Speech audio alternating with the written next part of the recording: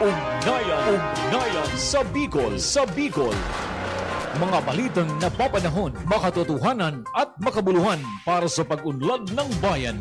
Mula alas 10 hanggang alas 12 ng tanghali. Ugnayan sa Bicol. Kasama rin ang lahat ng PIA Provincial Information Centers. PIA Albay, PIA Camarines Sur, PIA Camarines Norte, PIA Catanduanes, PIA Masbate at PIA Sorsogon. Ugnayan sa Bicol. Halina't makinig kasama ang inyong lingkod sa Ugnayan sa Bicol. Hatid sa atin ng PIA Regional Office No. 5 at ng DWZR AM 828 kHz Zoom Radio. At ngayon, ang inyong PIA broadcaster anchor sa Ugnayan sa Bicol.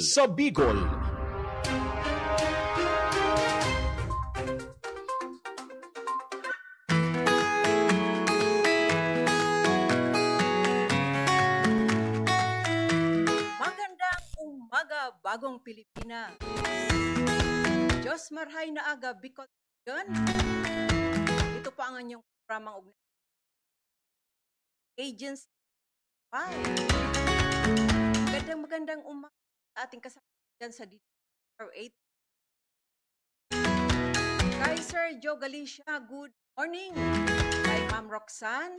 At syempre sa ating SM Ruel Saldi. Magandang umaga po sa inyo lahat. A blessed Tuesday morning po sa inyo. Syempre, ang ating mga kasamahan naman dito sa technical side, Danny Carrizo. Magandang umaga, Danny. Kala ng ating Secretary ng Presidential Communications Office, ang ating Secretary Dave Gomez. Yan po na ang ating Secretary ng PCO. At ang Philippine Information Agency Director General, Undersecretary DG Catherine Chloe De Castro. At ang PIA Bicol Regional Head Ramil A. Marianito. At syempre kasama ang ating ARH, ang Assistant Regional Head na si Ma'am Lizelle Makatangay. Ito po ang inyong lingkod bayan, Linda Enahe, nagsasabing magandang umaga po sa inyong lahat. Blessed Tuesday morning po, kahit maulan at sa ibang lugar ay mamayagpag na siguro yung dalawang LPA. Nabantayan ngayon, mamaya malalaman po natin dyan sa ating Malacanang News.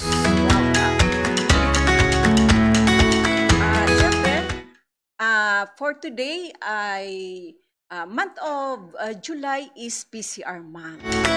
30th PCR month. Kaya marami tayong i-discuss mamaya sa ating talakayan sa Ugnayan sa Bicol. Siyempre, maanyaya po ako na makinig at manood sa amin dito po sa Ugnayan sa Bicol. Dahil sa ating mga programang Ugnayan sa Bicol from PIA Albay, Camarines Norte, Camarines Sur, Catanduanes, Masbate, and Sorsogon, ang kanilang mga FB pages.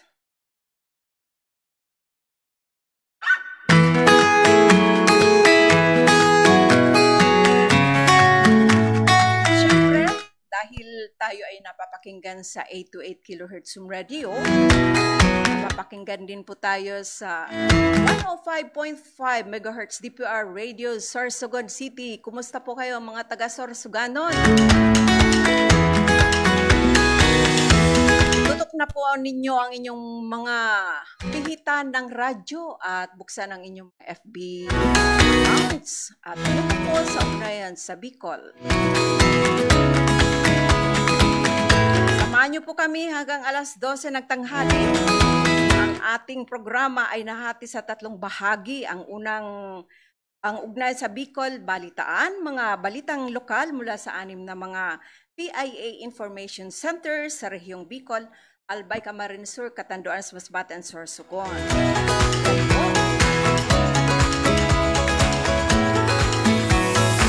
Oras po natin, yan. Ano na kaya ang oras natin ngayong araw? It's 9 AM after 11. Yan. 11:09. Sa sa iba pang salita. So, bago tayo pumunta sa iba pang bahagi ng ating programa, dumako na po tayo sa ating talakayan sa ugnayan sa Bicol.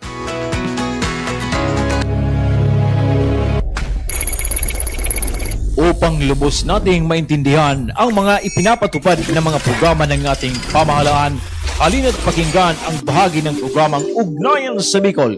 Ito ang Talakayan sa Ugnayan sa Bicol. Talakayan sa Ugnayan sa Bicol, kasama ang inyong lingkod sa radyo na maghahatid ng mga magagandang balita at talakayan. Kasama ang inyong lingkod sa radyo na maghahatid ng mga magagandang balita at talakayan upang mas maipaalam ang mga pangunahing programa ng pamahalaan sa bayan sa pamamagitan ng mga ahensya nito. At ngayon, pakinggan natin ang Talakayan sa Ugnayan sa Bicol.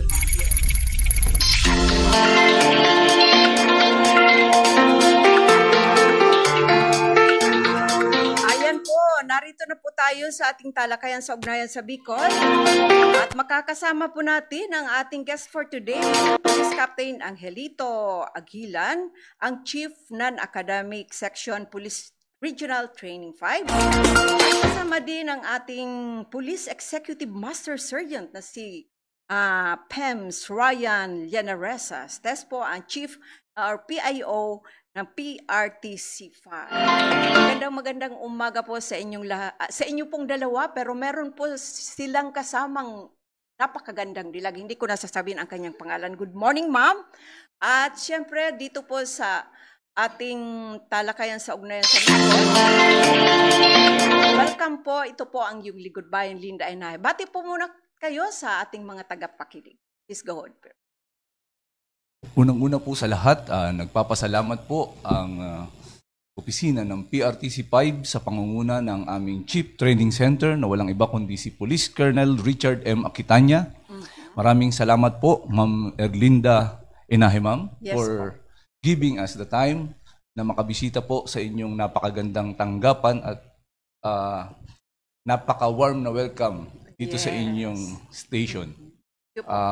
Unang-una po sa lahat, sa mga nakikinig po at nanonood sa atin ngayon, magandang umaga po sa inyong lahat, sa ating pong mga kapatid sa Islam. Assalamualaikum warahmatullahi ta'ala wa barakatuh. Isang karangalan po ang makarating dito sa inyong tanggapan, ma'am. Yes, kay PEMS. Okay, good morning po ulit sa ating mga listener ng ang Ugnayan sa Bicol. Sabi ko nga, ito yung aking first time siguro. Ito yung yearly activity na ginagawa ng ating unit na pag nagkakaroon ng PCR celebration. Isa po yung RTC5 sa miyembro ng Technical Working Group. Kaya nandito po kami para i-share sa inyo yung mandate and mga programs and plans and program ng Police Regional Training Center. Ilang years na po ito, PEMS? Sa akin siguro mga nasa 30th na yata ito. PCRM celebration. Matagal na din pala, sir? Opo, ma'am. Yes, ma'am. Pero ano po ang tema nito? Ang tema ng PCR celebration? Ito yung sa Bagong Pilipinas, gusto ng pulis ligtas. Yes. Ay, talagang napakabait ng pulis natin ngayon. Love na love ang ating mga kababayan. Ayan po. Kaya napakaswerte po natin dahil dyan, hindi na po tayo magpapatumpik-tumpik pa. Umpisa na po natin. Sino po ang aking unang interview for today? Pwede, palitan na lang kami. Palitan na. Yes, ikaw muna, sa first question, tapos palitan. Okay. Yes, ma'am. Ito po ang aking katanungan. For today, sa ating kolaborasyon sa komunidad, maaari po bang muling ibahagi natin sa lahat ang ating mandate sa ating opisina po? Please go. Yes, ma'am. Magandang umaga po sa lahat ng mga tagapakinig. Ang Police Regional Training Center 5 po is the primary training center for police non-commissioned officers, particularly in Bicol region. Dito po nagsasanay yung mga bagong membro ng ating kapulisan na pumasok bilang mga patrolman and patrolwomen. And dito rin po sinasagawa yung training para sa mga leadership courses natin, yung pong mga nasa serbisyo na mas mataas na po sa patrolman. Nandito po, nag-o-offer po ang Regional Training Center 5 ng mga courses katulad po ng Public Safety Junior Leadership Courses for Police Corporal to Police Staff Sergeant. And another thing po is yung Public Safety Senior Leadership Courses from Police Master Sergeant to Police Senior Staff Sergeant. Senior Master Sergeant po pala. And meron din po kami yung OCC na sinasabi, yung Officers Candidate Course, which is yung para po sa mga senior police officer, non-commissioned officer po with the rank of Police Executive Master Sergeant in preparation po sa pagiging police lieutenant nila, pagiging officers nila. So yun po ang mga ino-offer na courses ng ating Regional Training Center 5 at yun po ang mandato namin, is to provide training and to develop their skills and to enhance their skills in public service. And kasama na rin po doon yung iba't ibang specialization ng mga subjects as in investigation, operation, patrol duties. So marami pong iba, ma'am. So ang dami po pala Police Captain Angelito. Yes, ma'am. Punta naman po tayo kay Pems Ryan. Pems Ryan, sa nakalipas na isang taon matapos ang PCR Month 2024, ano po ang ating naibahagi sa community na mas mapagpapatibay pa sa ating ugnayan sa bawat isa po? Okay, bali yung activity natin last year, yung 29 PCR Month Celebration, Yes. 2024. Bali yung 1-month celebration, nagkaroon tayo ng kick-off ceremony na inatiran ng ating mga miyembro ng Technical Working Group. Isa nga doon ang ating PRTC5 na sa pangunguna ng ating National Police Commission ng ating Regional Director ng Bicol. Yung last year ng ating Regional Director, dati pa rin si Sir na Manuel Fontanal. Kasi nagkapalit napalitan, then bumalik ulit si Sir na Fontanal. And aside from doon sa kick-off ceremony, nagkaroon tayo ng napakasayang activity, yung one-stop shop na ginawa doon sa Ayala Mall. Nagkaroon tayo ng recruitment and training forum na dinaluhan ng ating mga criminology students, especially yung mga graduating students na na-enlight na liwanagan sila na ano ba yung mga process, ano ba yung mga dapat gawin nila during the recruitment process. At the same time, na liwanagan sila ano ba yung ginagawa sa loob ng training school. Sabi ko nga, iniisip nila, ito yung bahay ni Kuya na nagkakamali sila na kailangan nilang paghandaan. Sabi ko nga, mind-setting pagdating sa pag-apply ng pagiging police. Then aside from that, doon sa ating one-stop shop na ginawa, nagkaroon tayo ng culminating activity. Kaya aside doon sa culminating activity pala, nagkaroon ng mga series of activities, nagkaroon ng feeding program, visitation sa ating community, and ngayon, for information pala, yung ginawa nung last year na daluhan namin ni Sir, na witness namin ni Sir yung ginawa ng ating technical working group na doon ginawa sa Tabaco Jail. Nakasama namin si Sir NC. Nagkaroon doon ng gift giving sa pangunguna ni Attorney Remulasio, ng provincial officer ng Napolcom Bicol. At nandun din kami sa Ayala noon for our information materials, IEC materials. Yes, at saka last 2023 siguro yun, sumali kami sa volleyball. At syempre nanalo din. Congratulations. Oo, ang galing ng mga team namin kaya syempre kasama ang PIA. Yung basketball games and volleyball games. Yes. Yung sports natin, di ba? Oo. Sa ngayong taon, saan ginanap yung yung So sports? parang ngayon wala pang naiprogram si Attorney Naporsol? Tuldanes yung sports games natin na ginagawa doon sa tagapagpatupad sa Camp Ola. Kasi last year, Sir, yung ginawa natin doon sa tagapagpatupad, nagkaroon ng competition between the member ng technical working group. Aside doon sa naging sa miyembro, na invite natin yung mga community, especially yung barangay.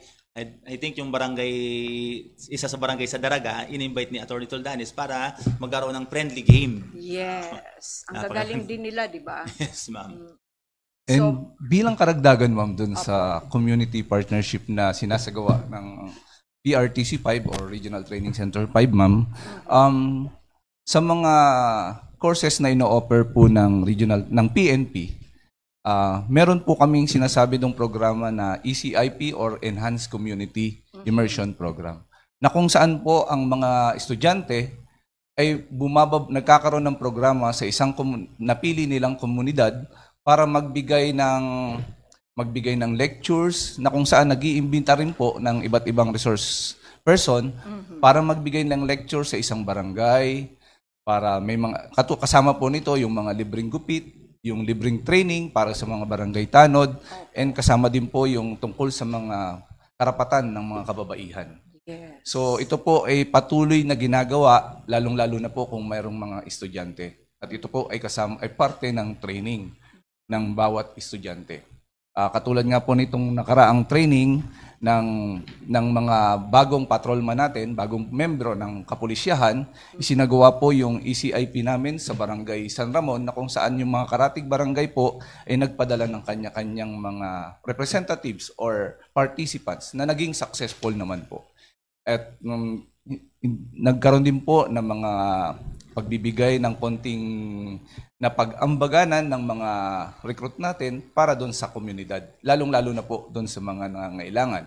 At kami naman po, kapag walang training, ay nagpa-participate naman po sa iba't ibang activities katulad ng mga fun run na kung saan ay imbitahan din po kami na lumalahok po kami. Nakita ko kayo doon, Yes, ma'am. nag-fun run din kami.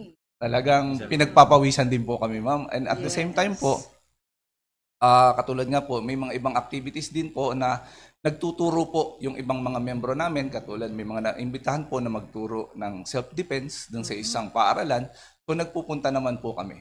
So pwede po kaming maimbitahan kung kinakailangan ng mga resource speakers na pwedeng magbigay ng dagdag kaalaman lang naman po. Sa na Forsol, yung parang invited din kami yung mga media na how to use 45 caliber, Yes, 38 caliber. Opo, ma'am.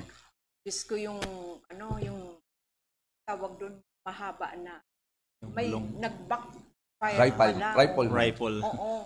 M16 rifle yata. Masakit din pala. Pero okay lang. Ako. Na-experience ko. Yes, ma'am. Bali, ang tawag yun sir, ang tawag doon, kung may fun run tayo, ang tawag doon, fun shoot. Nagkakaroon ng fun shoot. Yes. Kakatakot pala humawak.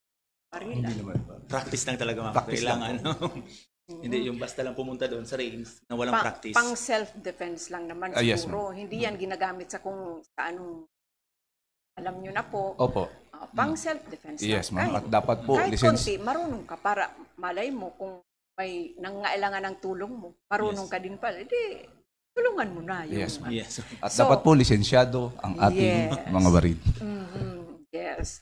So, Sir Police Captain Angelito, bilang pagtalima sa utos po ng ating Pangulo at direktiba ng PNP Chief na sundin ang quick response ng PNP sa loob ng 5 minutes or less, Yes, ma'am. ano po ang ating activities kaugnay sa ng bagay na ito? Ano po yun? Bilang pagtalima po doon sa 5 minutes or less response time na pinapatupad po ng ating kapulisyahan, ang PRTC 5 po ay nakikilahok sa pagsasanay, katulad po sa kasalukuyan po yung mga 100 radios po natin ang ginagamit po sa pagpapatrol.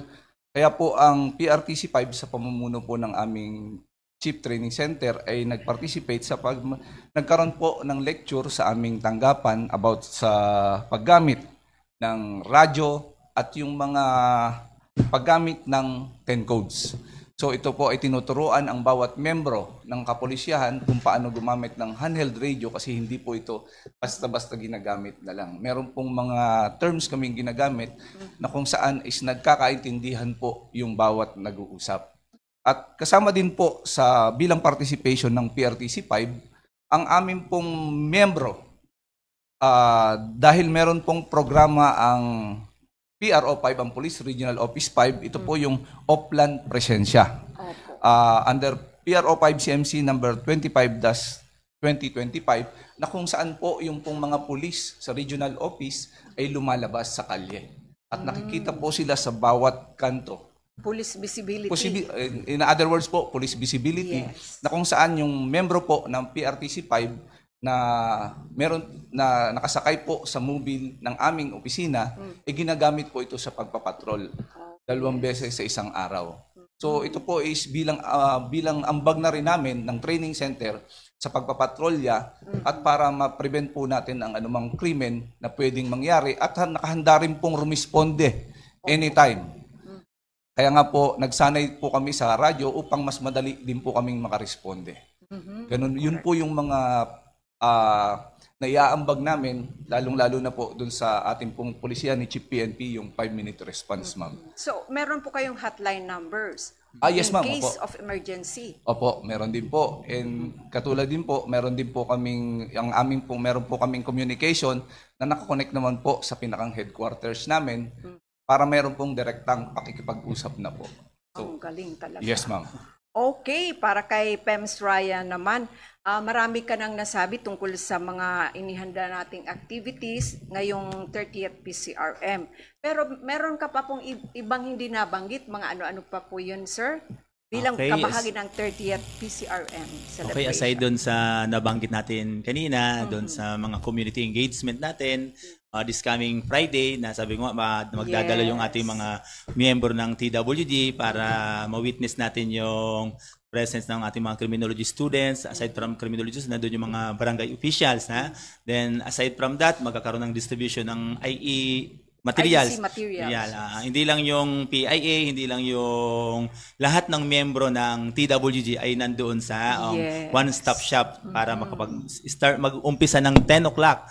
Then, mayroon doon mga booth, ma'am. Mayroon tayong mga LED wall na para makita nila yung mga aktibidad ng bawat unit. Like for example, for the PRTC 5, for the Police Regional Training Center 5, makikita nila doon yung training process or training activity ng isang police trainee na right after the oath-taking, nag-start na yung reception, opening, yung militaristic ISO pace nila, academic, sports fest, recognition hanggang doon sa graduation. Makikita ng ating mga estudyante or ating nandun sa yung mga participants doon sa one-stop shop. Mag-iisip na sila magbaback out or hindi. Yes. Then aside from doon sa PNP, makikita din nila yung ibang miyembro ng TWG, like for example yung Bureau of Fire. Makikita nila ano ba yung training din ng Bureau of Fire? Ano din ba yung training ng BGMP? Yes. Then aside from doon, makikita din nila yung PIDEA. Kaya marami, hindi lang yung PNP, kaya may kakaroon ng makakapag-decide yung ating applicant kung saan talaga siya naka-align. For example, kung sabi ko nga, pag criminology students, hindi lang pagiging police ang kailangan pupuntahan niya. Nandun yung tatlong bureau, nandun yung PNP, BGMP, then yung Bureau of Fire. Then sabi ko nga doon sa aking mga students natin na kung hindi man sila talagang swerte doon sa uniform, pwede sila mapunta sa academe. Kaya pag makikita natin yung ating mga ibang graduate ng criminology, hindi sila pinalad sa pagiging uniform, napupunta sila sa academe. Kaya makikita natin ang isa sa miyembro ng TWG ang tinatawag na Council of Deans. Lahat ng deans ng criminology ay present dyan sa ating activity. Dami pala, sir? Malalaman natin yan sa Friday. Sa Friday. Punta naman tayo kay Police Captain Angelito. Ano po ang updates ng ating PRTC 5 sa larangan ng recruitment trainings? Marami po ba tayong bakante dyan? Or ano ang mga, paano ang pag-recruit ng gustong sumali? Please go ahead po. Sa larangan naman po ng recruitment, ma'am, bukas po ang PRTC 5. So ngayon po, meron po kaming ino-offer na senior leadership courses para sa mga senior police and commission officers na naka-assign dito sa Bicol region. So kinukumpleto lang po namin yung number of participants kasi meron po kaming minimum at maximum attendees dapat bago makapagsimula ang isang courses. So medyo kinukulang pa lang po pero sana nga po matuloy na po para naman po yung mga makakagraduate, kailangan po kasi nila sa promotion yung mga mandatory courses. Katulad po ng, yun nga po, yung senior leadership courses. In terms naman po sa recruitment ng mga bagong membro ng pulisya, sa ngayon po, wala pa pong binibigay sa amin kasi po kami po ay tumatanggap lang ng mga participants na manggagaling from Police Regional Office 5 po. Sila po ang nagbibigay sa amin ng estudyante, ma'am. So, pag meron na po silang ino-offer din, naka-ready naman po kami all the time, ma'am. Okay, wala, as of Sa now, ngayon wala po, po wala tayong pa pa. trainees. Wala pa pong recruitment ang PRO5, ma'am. Oo, training. So, maghintay po kayo sa kakataas. Yes, ma'am. Pero kami naman po, kahit po walang training, kami naman po ang nagte-training sa sarili namin. So, Very good. Hindi po namin pinababayaan yung sarili din namin na basta't nakatigil lang. Everyday po, may mga ginagawa po kami. Kung kinakailangan din po namin mag-schooling, nagte-training din po kami. Sa katunayan po, Additional yes ma'am, information. additional knowledge. Sa katunayan po, itong darating na next week, ma'am, isang team po ng PRTC5 ang ipinadala upang mag-training sa Basic Search and Rescue Operation, ma'am. At kasama po doon ang aming hepe na walang iba kundi si Police Colonel Richard Aquitania, ma'am. Kahit po siya ay hepe na, sumasama pa rin po siya sa training. Gusto niya pa talaga. Dahil gustong-gusto niya. Ma-enhance. Yes, ma'am. At yun din po ang sinasabi niya sa amin na hindi tayo dapat magpahinga. Dapat palagi tayong busy. Kung hindi tayo magpalakas ng sarili, dapat palakasin natin ang ating kaisipan. Yes Yan po. May nag-text po sa akin dito na kailan daw anong year ba or ilang age ng isang pulis ang pag-retire? Halimbawa, mag-retire ka na dito sa government of officials or employees, 65 ang mandatory. Yes, ma'am. Sa pulis, ilang ang mandatory? 56. Ang mandatory po sa PNP, ma'am, is 56. Dati po 55. 56 pa rin. 56 pa rin. 56, ma'am. Wala namang nabago. Wala pa naman dumarating sa aming ma'am. Bagong polisiya, ma'am. 56 talaga. 56 May na talaga. MUP silang program na supposed to be 57. 57. Kaya lang hindi pa naman yun na-approve. 56. Yun po is a mandatory retirement, ma'am. Oo, mandatory retirement Yes, na ma'am. yun. So, may mga new policies po ba tayo sa Training Center for Info of All Concerns, sir? Ibigay ko kay PEMS, Okay. In addition na lang doon sa ating recruitment, sabi ko, pwede naman sir na yung ating mga applicants, pwede sila naman magtingin sa page ng RRSU, yung Regional Recruitment Selection Unit, kasi sila talaga yung authorized na mag-post ng recruitment. Sabi nga ni sir kanina, we are in training. Yes. Bale, kung right after the recruitment process, ibibigay sa PRTC5 for training. Pero yung recruitment, nagbibigay lang kami ng konting ang idea kung anong mga dapat gawin nila para sa recruitment process. In terms naman of the policy sa ating training center, sabi ko nga, pag ikaw ay nag-training, dalawang bagay lang ang dapat mong gawin. Dalawang pulisiya lang ang dapat konti maipasa. naman.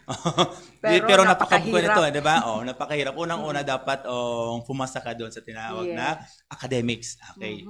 Pag ikaw ay may academic deficiency, in automatic ikaw ay ibo-board ng training center. Okay. Wow. Kaya, Parang sa DILG, Yes. magte-take ka psychometric test. yes. Yan ang pinaka-isa. Pangalawa, yung sinasabi na conduct. Pag ang isang trainee na nag-violate mayroon siyang deficiency in conduct, automatic siya ay subject for academic board. Sabi ko nga itong dalawa ito, may forever ito. Oo. Okay, yung academics and conduct. Pag may academic deficiency ka, hindi ka makakatapos ng training. Pag mayroon kang deficiency in conduct, ano yung conduct na yun? Yung behavior, yung attitude, yung violation ng training guide. May class 1 offense ka, nag-violate ka ng honor code, lying, stealing, cheating, tolerating, automatic i-board ka ng training center. Then, ibabalik namin sila sa mother unit, which is the PRO5, the Police Regional Office 5. Doon naman, magkakaroon ng termination proceeding kung kailangan siyang i-retraining or dismissal from the service.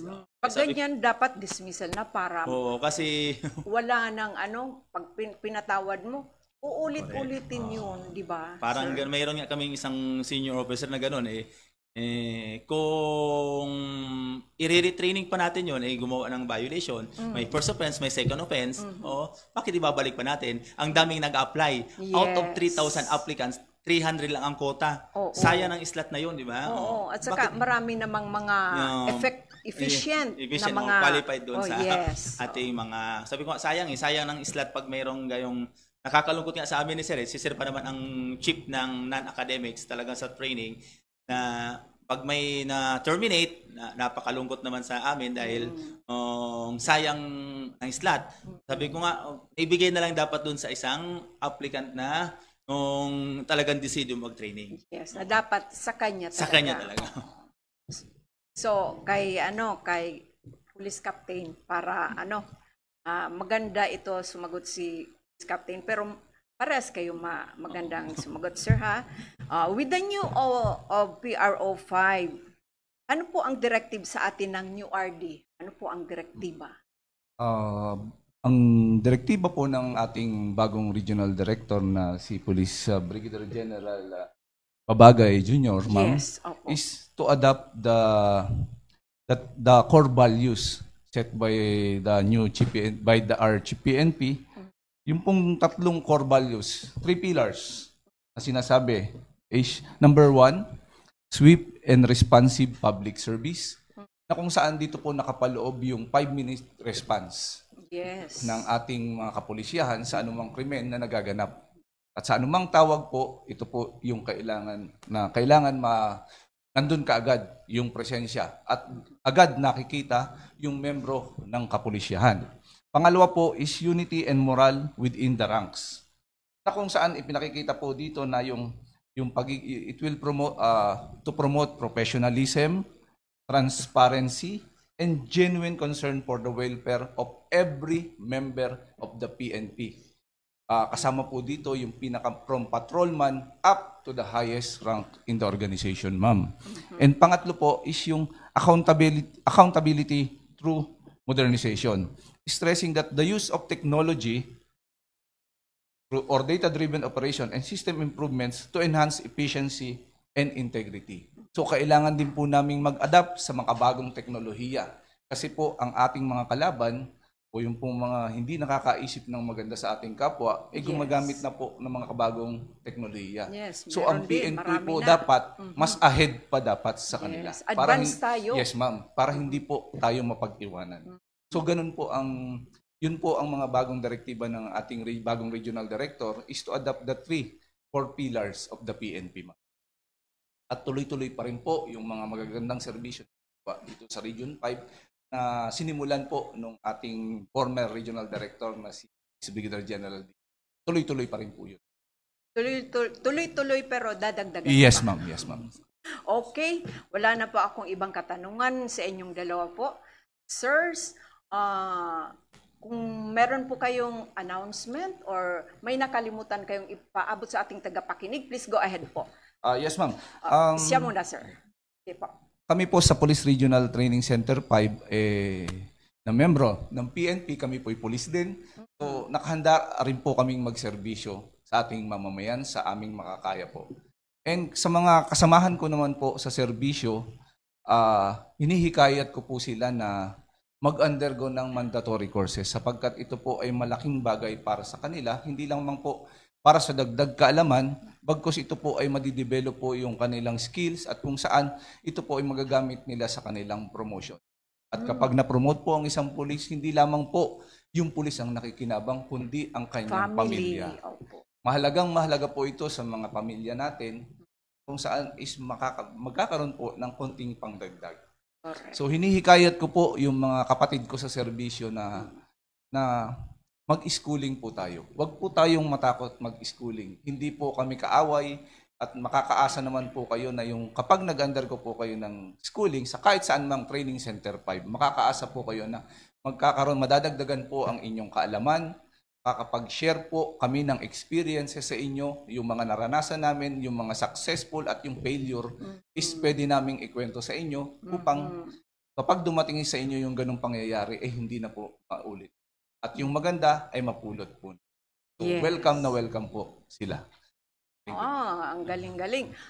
Punta naman tayo kay Pems Ryan, please go. Okay, sa ating pangwakas na mensahe before the aking message, sa announcement lang natin yung mga upcoming activities natin. Okay, Yes. yung training center, sabi nga ni Sir kanina, may upcoming na schooling, yung SLC sa ating mga may rango ng Police Senior Master Sergeant, Police Master Sergeant. Okay, hinihikayat natin na mag-proceed na sa R8 para makapag-process ng kanilang requirements. Kasi mayroon tayong quota na 50 or 1 class para sa ating upcoming PSSLC. Sa ating recruitment naman, process, okay, magtingin sila sa page ng RRSU and at the same time sa page ng RTC Uragon. Mayroon tayong page ng Yes. RTC Uragon para makikita nila kung Palagi mayroon. ko yan nakikita sa Oh, FB. Yes, ma'am. Sinishare namin yung mga announcement ng RRSU, hindi lang yung RRSU, yung mga activities ng PNP, makikita doon sa ating page. Ulitin ko, RTC Uragon. Okay, yung aking mensahe ko lang dahil ngayon ay PCR month, sineselebrate natin ang 30 PCR month celebration simula ng July 1 hanggang July 31. Sabi ko nga ito yung tulungan ng ating community between Yes. the police and the community. Sabi Hindi ko, lang kayo. hindi May by team. team. Yes, ma'am. Oo. Hindi ito kaya ng police, hindi rin ito kaya ng police. Sabi nga, the police is the community and the community is the police. Yes. Yan lang mga aking masasabi.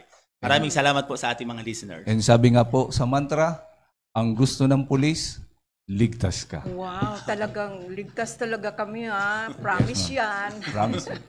Ayan po. Ayan, napakagandang discussion namin dito ni na Police Captain Angelito Aguilan. Siya po ang Chief ng Non-Academic Section, Police Regional Training 5. At kasama din po si Police Executive Master Sergeant Ryan Llanaresas. Test po our Chief PIO PRTC 5. Maraming salamat po. Hanggang sa uulitin. See you sa Friday po. Friday. Ang ating magandang dilag naman ay makikita ko doon na kumakanta. Maganda ang kanyang boses. Kaya hanggang sa susunod po, kahit hindi lang po PCR Month Celebration, anytime po, pag meron kayong gustong ipaabot sa ating tagapakinig, huwag pa kayong mag-atubili na punta or tumawag or mag-chat po. Thank you very much po. Thank you very much.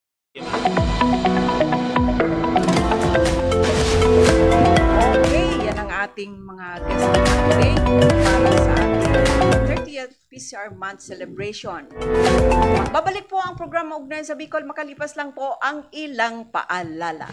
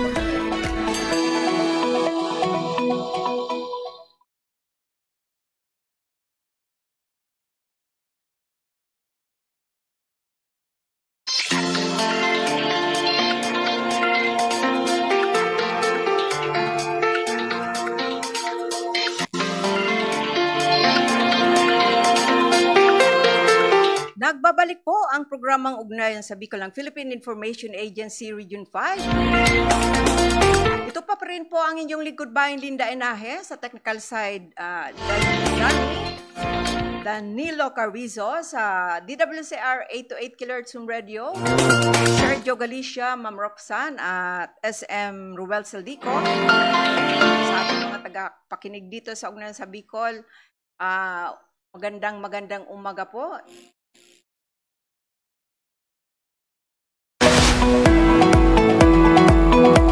Oras po natin para sa ating second hour, second 30 minutes ng ating programa. Dumako na po tayo sa ating Balitang Malacanang. Ugnayan sa Bicol. Balitang Malacanang.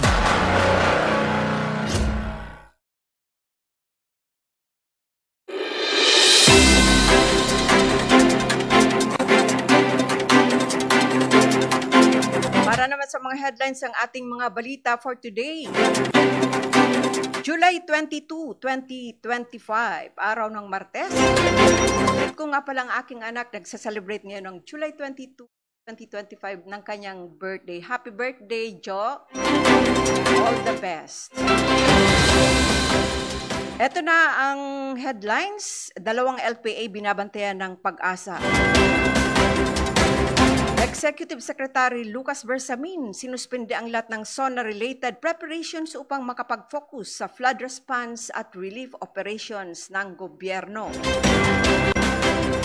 Mga malalakas pang ulan sa Metro Manila, Luzon hanggang Huwebes.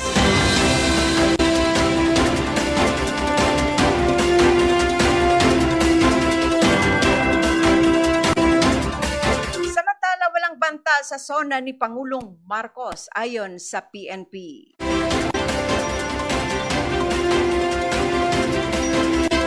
At DOTR naglibreng sakay sa commuters na na-stranded.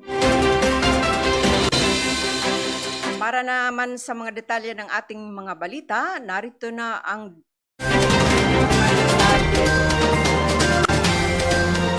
July 22, 2023.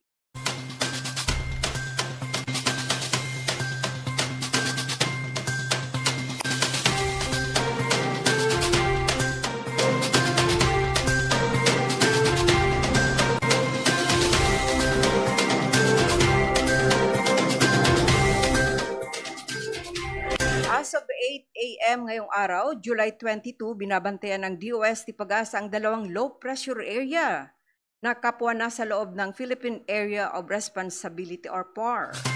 Ang LPA 07Q ay nasa high potential na ma-develop bilang tropical depression sa loob ng 24 hours. Ang LPA 7H naman ay mayroong medium potential na ma-develop bilang tropical depression sa loob ng 24 na oras. Samantala, mayroon pang isang LPA sa labas ng PAR na mayroong medium potential na ma-develop bilang tropical depression sa loob ng 24 na oras. Samantala, inilabas na pahayag ngayong Martes, nagpahayag ng pagkadismaya ang Pangulo sa mga ulat na naglalagay ng SONA-related materials ang mga government personnel sa mga pampublikong lugar habang binabaha ang mga komunidad. Nilinaw ni Bersamin na suspendido ang lahat ng SONA-related preparations at inatasan ang Department of Public Works and Highways at lahat ng concerned agencies na mag-focus sa flood response at relief operations sa gitna ng sakuna. Ito ay sa ilalim ng direktiba ni Pangulong Ferdinand Marcos Jr. upang masiguro ang kaligtasan ng mga Pilipino ngayong panahon ng kalamidad. Samantala, magpapatuloy pa ang buhos ng ulan sa Metro Manila at malaking bahagi ng Luzon at Visayas hanggang Huwebes, ayon sa babala ng Pag-asa nitong Martes ng umaga, July 22. Pinapalakas pa rin ng southwest monsoon o habagat ang mga pag-ulan sa bansa na may posibilidad ng pagbabaha at pagguho ng lupa sa mga apektadong lugar.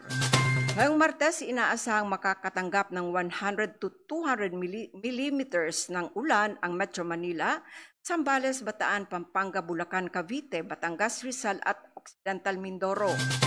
Hanggang 100 millimeters naman ang inasahan sa Pangasinan, Tarlac, Laguna at Quezon. Sa Miyerkules, paras pa rin ang na-forecast na dami ng ulan para sa mga nabanggit na lugar.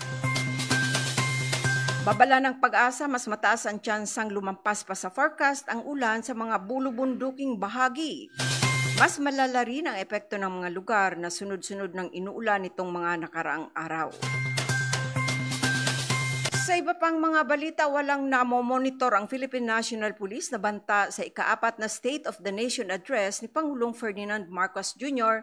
sa Lunes, July 28.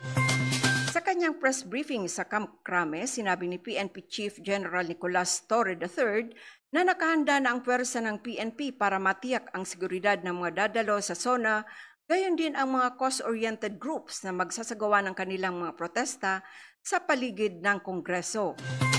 Ani Torre, tanging lagay o kondisyon lamang ng panahon ang nakikita nilang hamon sa mismong araw ng SONA. Umaasa sila na magiging maayos ang panahon upang makaposisyon ang mga pulis ng maayos. Sakaling umulan, may nakahanda naman silang mga payong sa mga rallyista. Ayon kay Torre, rain or shine ang SONA at mahalagang ligtas ang kapaligiran upang maihayag ng maayos ng Pangulo ang SONA. Matatanda ang inanunsyo ng PNP noong July 8 na nasa 11,949 na pulis ang ide-deploy sa iba't ibang lugar sa bansa bilang bahagi ng seguridad sa SONA. Magtatatag din ang command center sa Batasan Police Station at isang multi-agency coordinating center sa Quezon City Police District, headquarters sa Camp Karingal para sa mabilisang ugnayan ng mga ahensya. Samantala, nagpatupad ang Department of Transportation ng mga libreng sakay para matulungan ang mga commuters na na-stranded dahil sa mga pagbaha sa Metro Manila kamakalawa ng hapon. Sa FB post ng Department of Transportation, napatid na ang lahat ng linya ng tren sa Metro Manila kabilang na ang light rail trails, transit lines at Line 2 at Metro Rail Transit Line 3 ay nagpatupad ng libreng sakay para sa kanilang mga parokyano simula alas 12 ng tanghali, alinsunod na rin sa kautusan ni Pangulong Ferdinand Marcos Jr. Dahil sa nagpapatuloy na malakas sa pag-ulan, inutos si Pangulong Ferdinand Marcos Jr. na magpatupad ng libreng sakay sa MRT 3, LRT 1 at LRT 2 simula alas 12 ng tanghali kahapon, July 2021. Sinabi pa ng DOTR na nag-deploy na rin ang Philippine Coast Guard at Philippine Ports Authority ng libreng sakay sa mga bus at truck para sa stranded passengers. Kasabay nito, siniguro rin ng DOTR na prioridad nila ang kaligtasan ng mga pasahero at titiyaking mabilis at ligtas silang makakauwi sa kanilang bahay sa kabila ng malakas na pag-ulan at pagbaha sa ilang mga lugar sa Metro Manila. At yan po ang kalipunan ng ating mga balitang Malacanang, balitang pandaigdig. Ulat panahon na kinalap ng Philippine Information Agency Region 5. Oras po natin para sa ating Provincial News Roundup. Ugnayan sa Bicol, PIA Provincial News.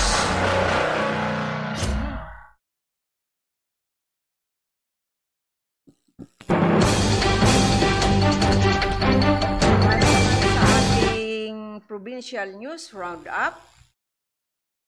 Nasa kabilang linya na ang ating kasamahan from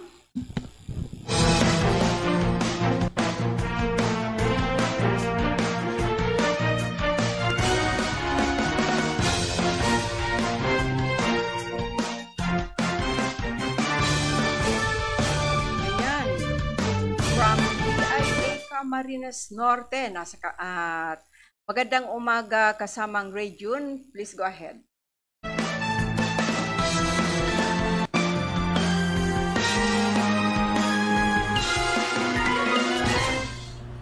Isasagawa ng Land Transportation Office sa pagkipagtulungan ng pamalang lokal ng Basud ang libreng theoretical driving course para sa mga nais mag-apply ng student driver's permit.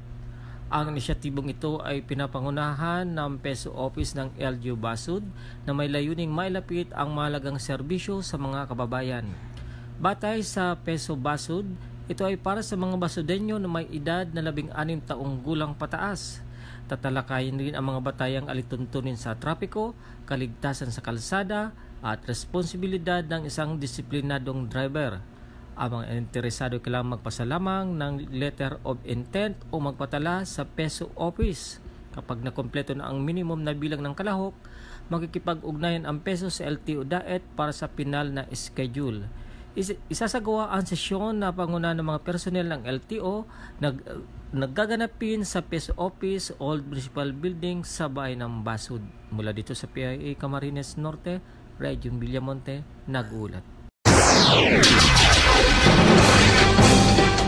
Maraming salamat kasamang Region Villamonte ng PIA Camarines Norte.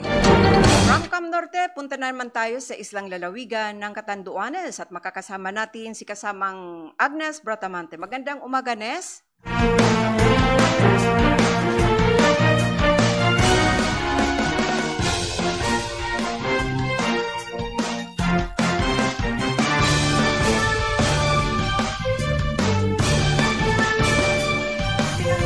Technical Education and Skills Development Authority or TESDA Catanduanes ang isinagawang distribution ng starter toolkits para sa 245 na nagtapos sa 2024 Special Training for Employment Program or STEP. Ang distribution ay sinagawa sa Birac Plaza Rizal Covered Court noong ika-18 ng Hulyo taong kasalukuyan. Pinasalamatan ni Provincial Director Dr. Arcangel Rodriguez, Provincial Director ng TESDA, si Pangulong Ferdinand M. Marcos Jr. sa programa ng pambansang pamalaan na isinakatupalan ng TESDA sa pamamagitan ng mga Skills Development Program. At kanya din pinasalamatan si Congressman Leo Rodriguez na siyang responsable sa pag-allocate ng mga pondo sa Kongreso para sa mga starter toolkits. Samantala, laking tuwa at pasasalamat ang mga benepisyaryo sa kanilang natanggap ng mga kits. Anya, malaking tulong sa kanilang pang-araw-araw na hanap buhay at hindi na sila bibili ng mga kagamitan. Mula PIA Catanduanes, Agnes S. Bratamante, nag-uulat. Maraming salamat kasamang Agnes Bratamante ng PIA Catanduanes. Balikan po natin si kasamang Region Villamonte ng PIA Camarines Norte. Please go ahead, Region. Paaralan sa bayan ng Mercedes ang tumanggap ng mga kagamitan sa pagtatanim mula sa Department of Agriculture. Ito ay sa ilalim ng programang gulayan sa paaralan ng DA na may layuning isulong ang masustansyang pagkain at pangmatagalang produksyon. Kabilang sa mga paaralan ang Pablo S. Villapuerte National High School, Kulasi Integrated School, Pambuhan National High School at Lalawigan National High School.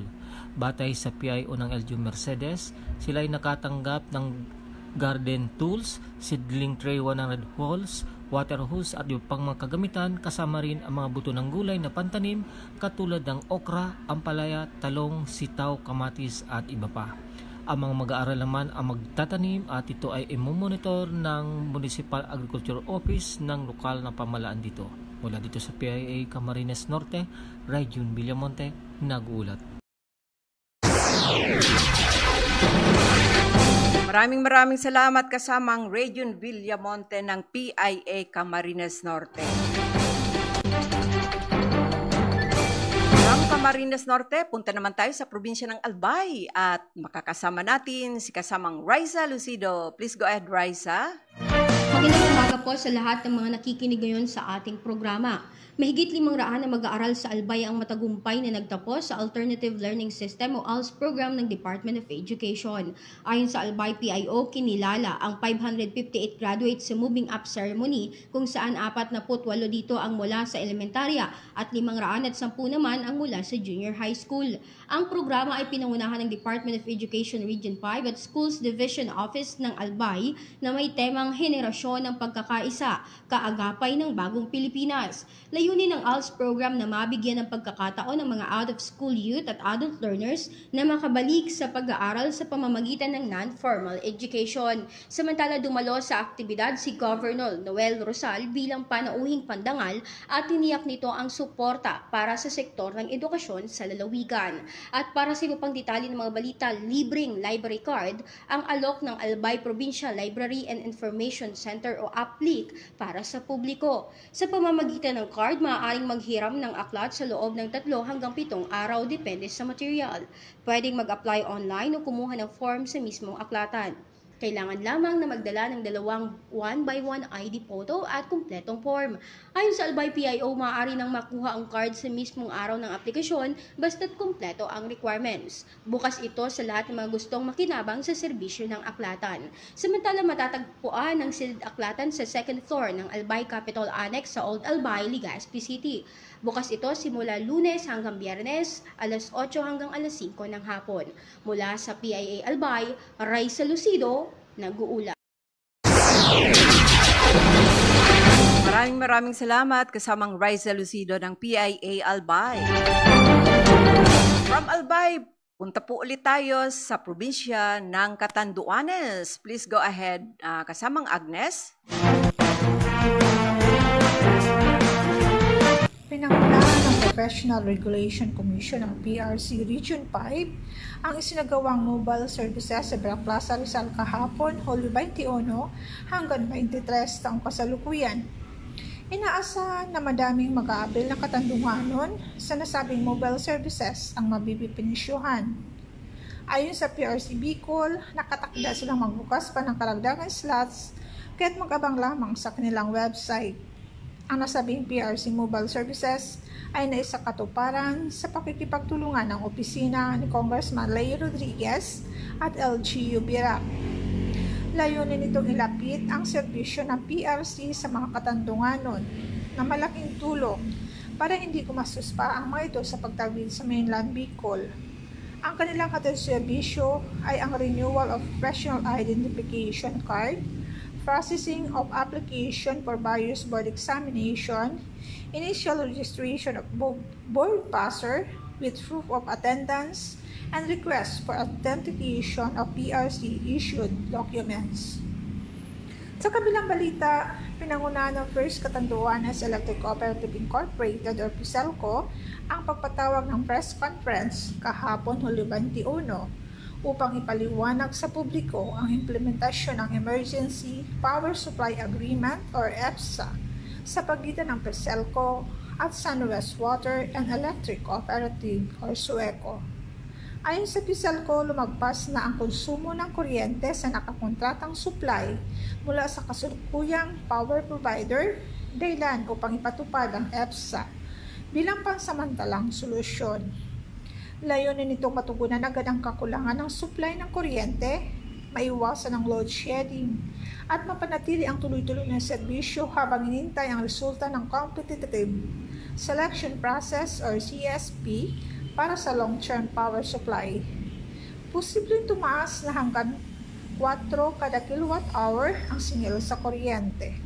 Samantala, nanawagan ang PISELCO ng pagkakaisa at kooperasyon mula sa member consumer owners at maging sa iba pang mga establishmento na makiisa sa pagtipid sa paggamit ng kuryente upang maiwasan ang epekto ng EPSA.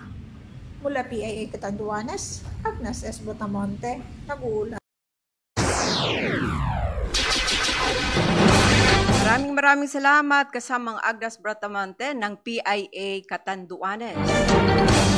From islang lalawigan ng Catanduanes, punta pa rin tayo sa isa pang islang lalawigan ng Masbate at makakasama natin si kasamang Nicole Frilles. Magandang umaga, Nicole. Please go ahead.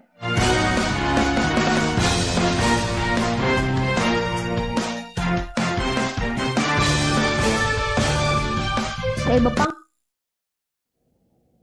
nagsagawa ng tupad cash payout ang Department of Labor and Employment Masbate Provincial Office sa pakikipagtulungan sa Public Employment Service Office o PESO and Local Government Unit ng Monreal para sa 561 worker beneficiaries nitong July 15, 2025 sa LGU Monreal Gymnasium.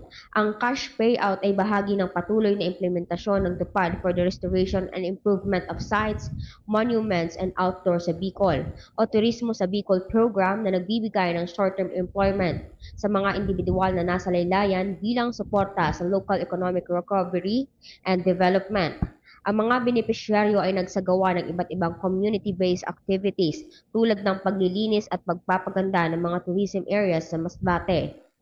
Samantala, nilagdaan ng Department of Labor and Employment at Department of Education Masbate ang Memorandum of Agreement o MOA nitong July 16, 2025 upang ipatupad ang Government Internship Program. Isinagawa ang ceremonial signing sa DepEd Schools Division Office Masbate sa pangunguna ni Dole Provincial Head Lynette de la Fuente at DepEd Masbate Division Superintendent Raimundo Cantonhos. Sa ilalim ng MOA, i-assign ang mga qualified youth interns na mga fresh graduates na edad 18 to 30 sa iba't ibang DepEd schools at offices sa Masbate sa loob ng 3 hanggang 6 na buwan. Makakatanggap ng 415 pesos na sahod kada araw ang mga interns sa ilalim ng GIP na katumbas ng minimum wage sa Bicol at 1 taong insurance coverage sa ilalim ng Government Service Insurance System. Ang balita, agad na nagpadala ng tulong ang Department of Social Welfare and Development Field Office Bicol sa 2 magkapatid na senior citizen na naninirahan sa isang barong-barong sa Barangay Manobok, Baleno, Masbate na apektado ng nagdaang bagyong Krising nitong nagdaang linggo. Nagsagawa ng home visit ang DSWD response team upang magpaabot ng 5,000 cash assistance at technical assistance sa magkapatid. Isa sa natukoy ay si Tatay Pio Ortega, 75 taong gulang na nangangalaga sa kanyang kapatid na bedridden. Sa pakikipagtulungan ng lokal na pamahalaan, magpapadala rin ng medical team upang masuri ang kalagayan ng magkapatid habang sasagutin ng DSWD ang medikal na gastusin sa ilalim ng Assistance to Individuals in Crisis Situations Program. Tutulungan din ang magkapatid na makalipat sa mas ligtas at maayos na tirahan sa pamamagitan ng shelter assistance ayon sa Municipal Social Welfare and Development Office ng Baleno. Yan ang ulat mula sa PIA Masbate at impormasyon mula sa Dole Bicol at DSWD Bicol. Nicole Frilles, nag-uulat. Maraming salamat kasamang Nicole Frilles ng PIA Masbate. Samantala, sa PIA Camarines Sur naman, agad na namahagi ng ready-to-eat food packs ang Department of Social Welfare and Development Bicol sa mga stranded individual sa bayan ng Pasacao, Camarines Sur ditong weekends dahilan sa bagyong Krising. Aabot sa halagang 270 milyong piso na halaga ng food pack ng food at non-food relief items ang nakapreposisyon na ng DSWD. Natuwang ng DSWD ang LGU Pasacao upang mapabilis at matiyak na sapat ang suporta para sa mga komunidad na tinamaan ng mga kalamidad. Layunin nitong makapagbigay ng pag-asa at ginhawa sa gitna ng sakuna para sa mga apektadong residente, lalo na ang mga stranded individuals na may naapektuhan at walang mabalikan sa loob ng 2 araw dahil sa sama ng panahon. Hatid dito ang tulong sa bawat pamilyang nangangailangan alinsunod sa direktiba ni Pangulong Bongbong Marcos. Ang balitang ito ay kinalap ni kasamang Karen Bernadas ng PIA Camarines. Samantala, sa iba pang mga balita, isang positibong pagbabago para sa mga persons Deprived of Liberty or PDL sa Sorsogon ang isinusulong sa tulong ng paghahanap buhay sa ating disadvantaged or displaced workers or TUPAD program ng DOLE. 30 PDLs ang nabigyan ng pagkakataong makilahok sa mga gawain tulad ng urban gardening, kahit na 415 pesos sa sahod kada araw sa loob ng 20 araw. Ang programang ito ay nagbibigay hindi lang ng kita, kundi ng dignidad at pag-asa sa mga PDLs upang muling makatulong sa kanilang pamilya at magbagong buhay. Ayon kay Jail Senior Inspector Richard Ryan Molato, Jail Warden ng Sorsogon Jail, pinalawak ng TUPAD ang kanilang gardening project. Ngayon, mas maraming PDLs ang nakikibahagi sa tatanim ng gulay, gaya ng talong, pechay, kalabasa at iba pa. Bukod pa rito muling pinipran ang loob ng pasilidad na nagdudulot ng mas maaliwalas na kapaligiran. Ayon pa kay Mulato, patuloy na nagsisilbing sentro ng rehabilitasyon ang kulungan sa pamagitan ng skills, training, spiritual sessions at psychosocial support. Ayon sa isang babaeng PDL na 8 taong na nasa loob ng piitan kahit malayo sila sa pamilya, nagagawa pa rin nilang magpadala ng tulong gaya ng school supplies para sa anak nilang mag-aral. At kay Dole Sorsogon Provincial Head Mary Jane Ronda, target nilang palawakin pa ang programa sa mga kulungan sa Gubat at Irosin kung saan 70 PDLs na ang una nang nabenepisyohan ng programa. Para sa mga PDLs, ang tupad program ay patunay na may pag-asa pa sa kabila ng pagkabilanggo. Ang balitang ito ay kinalap ni kasamang Vikaringo ng PIA Sorsogon. Dumako naman tayo sa probinsya ng Camarines Sur para rin ito sa ating ulat panahon. Itinaas na ang blue alert sa Camarines Sur. Bilang paghahanda sa epekto ng LPA at hanging habagat, itinaas na ang blue alert status ng PDRRMC, Emergency Operations Center sa bisa ng memo ni Governor El Rey Villapuerte.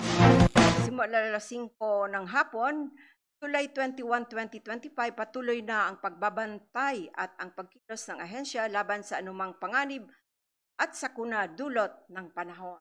Balitang ito ay kinalap ni kasamang Karen Bernadas ng PIA Camarines. Dyan po ang kalipunan ng mga balitang lokal. Kinalap ng ating mga Provincial Information Center. Oras po para tayo ay muling magpaalam.